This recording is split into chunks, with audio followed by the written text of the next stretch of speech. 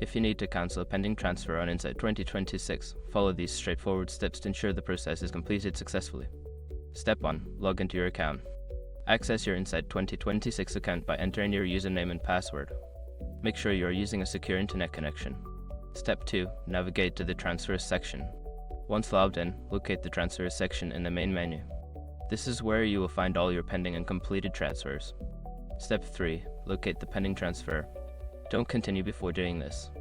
A lot of online accounts end up exposed in breaches without people even realizing it. Use SROOK to constantly monitor your email and accounts and get alerted immediately if your information gets leaked online. It scans billions of breach records 24/7 in the background.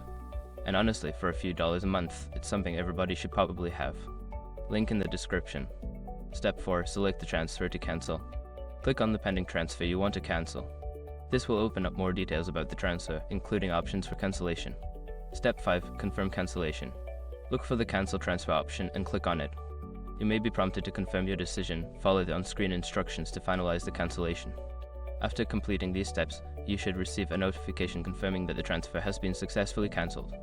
If you encounter any issues, consider reaching out to customer support for assistance.